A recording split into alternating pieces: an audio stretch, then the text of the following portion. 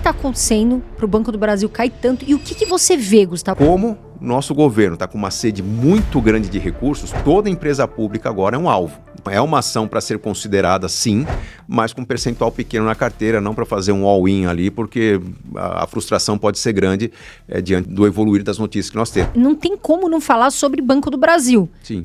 Né, que veio todo mundo rebaixando agora, o trimestre veio difícil, estão esperando agora, como é que vai ser o segundo trimestre? O que está acontecendo para o Banco do Brasil cair tanto? E o que você vê, Gustavo? Oportunidade, não é?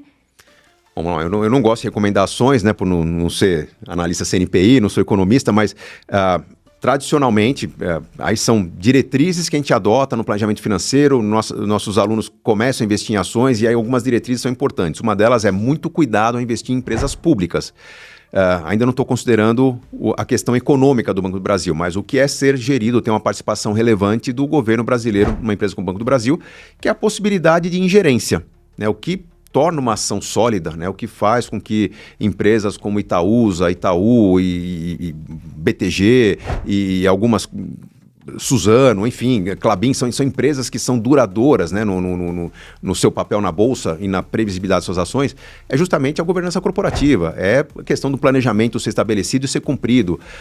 Então, isso até faz com que as ações não tenham tanta surpresa, né? O que faz com que uma empresa pública seja pouco desejada é que, por melhor que seja o mercado dessa empresa pública, sempre há a possibilidade de acontecer, como aconteceu, eu não me lembro agora qual que é o ano, os Correios quase quebrando. Então, pega uma fatia gorda do lucro do Banco do Brasil, direciona para os Correios para salvar. Então, é a ingerência que faz com que uma empresa pública seja mais frágil do ponto de vista do investimento. Como nosso governo está com uma sede muito grande de recursos, toda empresa pública agora é um alvo. Então isso já é um dos motivos da ação ser jogada para baixo e a questão da oportunidade não ser tão evidente. Outra questão, já é uma questão mercadológica. O Banco do Brasil, apesar de ser um banco múltiplo, ele depende demais do agronegócio. É o principal financiador do agronegócio.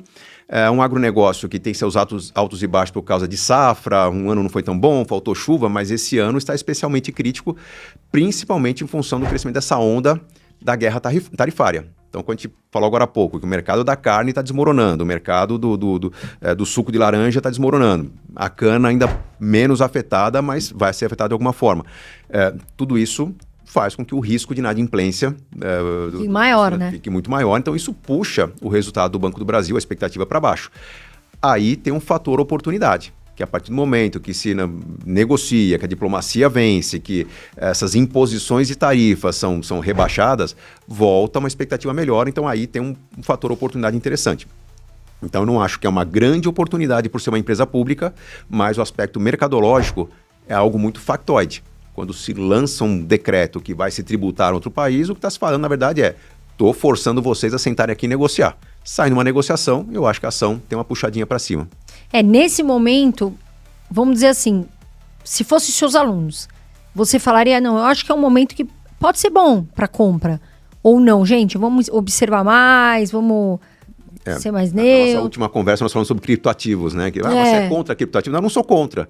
É que a incerteza em relação ao comportamento faz com que a gente tome alguns cuidados. Então, é uma ação para ser considerada, sim, mas com um percentual pequeno na carteira, não para fazer um all-in ali, porque a frustração pode ser grande diante do evoluir das notícias que nós temos. Então, uma participação que, se você tem 2% da sua carteira em Banco do Brasil, talvez seja o momento de aumentar para 3 ou 4 diante dessa queda muito forte de preço. Lembrando que o Banco do Brasil é uma instituição que não quebra. Ela é soberana porque ela tem um papel social importante, então toda aquela questão de índice de Basileia que os bancos têm que seguir, se acontecer um grande desequilíbrio do Banco do Brasil, vai se reunir recursos, vai se aumentar a taxa de juros para aumentar a captação e aumentar a dívida brasileira para socorrer o Banco do Brasil. É uma instituição secular inquebrável, né? Então, isso é uma boa proteção. Até porque também o Banco do Brasil, desculpa ter te interrompido, tá, Gustavo? Lá atrás ele passou um período muito difícil na era Dilma, né? Sim. Ele se recuperou, então teve gente que acabou até ficando com dor, né? Porque acabou vendendo ali no desespero. O Banco do Brasil lá atrás chegou perto do que nós temos hoje da visão sobre os Correios, né? Será que essa empresa um dia volta a ser lucrativa? Sim, muda a gestão e o fato dela ter uma série de subsídios para manter a sua função social, ela tem condições de recuperar com certeza. O Banco do Brasil é extremamente sólido, peca por ser extremamente concentrado no agronegócio, né? Ele Sim. não tem a agilidade, a capacidade de concorrer diretamente com outros bancos, apesar da sua força, porque os bancos, seja em questão digital, seja em questão de capilaridade do marketing, são mais eficientes, mas é uma instituição sólida. Não chega numa situação como a Oi, né? Como empresas que tiveram ali à beira de quebrar, porque justamente ela tem risco soberano. E que muitas vezes a gente vê os investidores comprando, né? Aquele que é torcedor. Né? Não, eu tenho Oi, eu vou ficar porque a pessoa tem aquela expectativa. Mas subir, Sim. vai subir. Mas quanto que caiu já, né? Exatamente. Então precisa saber, não é torcedor. Quem compra uma empresa que está lá na Bacia das Almas é pensando na incorporação daquele ativo a uma empresa mais sólida, né? Ser comprada, nem que seja por $1, né? Mas por uma outra empresa, e aquelas ações passam a ter um papel de um desempenho diferenciado.